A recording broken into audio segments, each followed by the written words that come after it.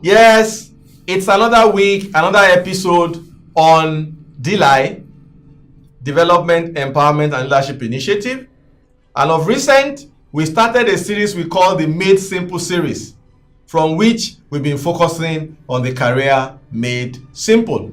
Now, over the last couple of weeks, if you've been following, we've dwelt on how do you choose a career, how do you prepare for that career, how do you switch if you are not happy where you are. We've also moved it forward to say, when it comes to preparing an application letter, a cover letter, a curriculum vitae, how do you do it in a manner that is compelling and winning? Recently, over the last 2-3 episodes, we've been focusing on interviews. And now, I got good news for you. Yes, you got that call, you got that mail, you got that SMS saying, yay, you are successful. Then what's next? So, the next couple of episodes, we are going to focus on your first 100 days at work. Yes, it is not just politicians that have 100-day scorecard. It's just a tag I'm trying to use to let you know that how you engage your new employer can be very critical to your career journey. If you handle it well, it can be the launch pad to a very good career. If you handle it badly, it may not just damage this opportunity, it may become a bad reference for you going forward. So, you need to take it seriously. Now, where does it start from? It starts from the very first thing that's in your hand, that offer letter. Yes, read it very well. Don't let it just be about the money part. Read all the terms, all the conditions. Where are you supposed to be resuming? What are you even supposed to do to the letter? Don't put the employment at risk, because instead of you immediately accepting and sending the acceptance to the company, you are holding on to it thinking, I am going to drop it on my resumption date.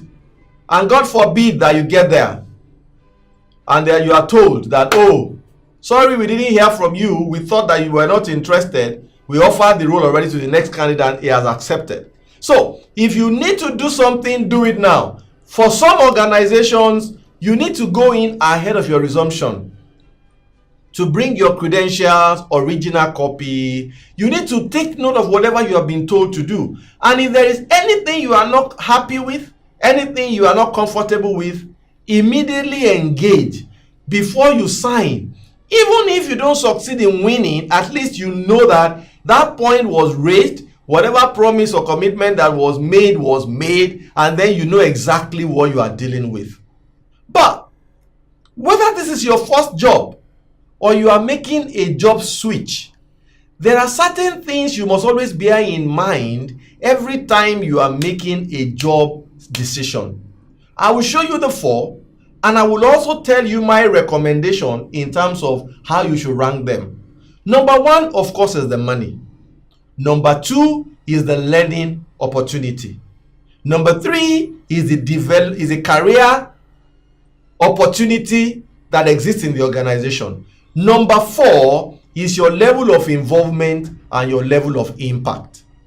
These 4 things are critical to your career decisions. But how should you rank them? My recommendation, the very first thing that should have the highest value and the highest rating for you should be what? The learning opportunity that exists on that job.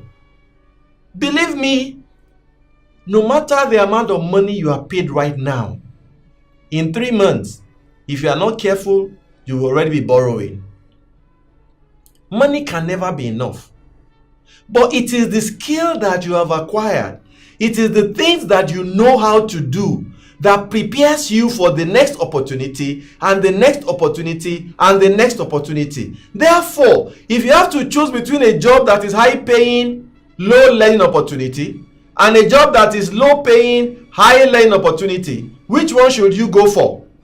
The one with the low pay and the high opportunity. Do you know why? in no time at all, the skills that you are acquiring will earn you more money than that guy who probably has even pushed himself out of recruitment opportunity. Because if you begin to earn too high at the beginning of your career, it may be very difficult for you to move, because other employers are now afraid to say, even if you say you are ready to take a pay cut, they are not ready to take the risk with you, because they may be saying when you come in, you will be unhappy. That will affect your productivity. So, number one thing that you must always rate above everything else is what? The learning opportunity. Number two that you need to focus on is your career opportunity. It is not just good to come, acquire good skills, and then you get stuck, because it has been proven that one of the variables of happiness is a sense of growth, knowing that you are developing and you are moving on in your life.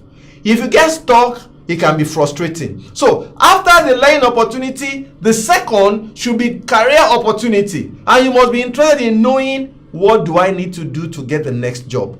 For some companies, they have promotion. For some, they don't have promotion. A new opening arises, you apply for it, you go pitch. If you win, you are given. If you know the way your own organization runs, it helps you to prepare. Number three will then be your level of impact. If you are doing something that gives you visibility, you are doing something that directly impacts the organization. Sometimes it is not about positioning. I remember when I used to work for MTN, and there was a role that was responsible for updating the vouchers that we now load on our phones. Even though nobody ever even knew who that person was, the day a mistake was made, the company lost tons of money simply because a decimal point was not introduced into the voucher numbers. So you need to look for something that is impactful. If you have an opportunity of taking a job where you can see how what you are doing directly affects the way the organization is running, go for that role, because it gives you visibility, and if you do your job well, your career opportunity, your learning opportunity is significantly enhanced. And of course, the last is money. Many of you may be surprised. Why? Money is never enough. There is no amount of money. If your salary is tripled today, if you don't learn to live on a budget, in 2 months, you will be struggling to balance the figures. But it is what you know that will not only keep you on the current job, it is what will make you indispensable to your current organization. It is what will make other organizations to be chasing you for employment. Like somebody said, empty your pocket to fill your head. I'll stop here this week. I'm still dwelling on your first 100 days. This is the first episode of it. Next episode, we go a bit deeper into the 100 days, all in the name of preparing you for that career opportunity you have been waiting for, that is now here, so that you too can be on your way to living your dream.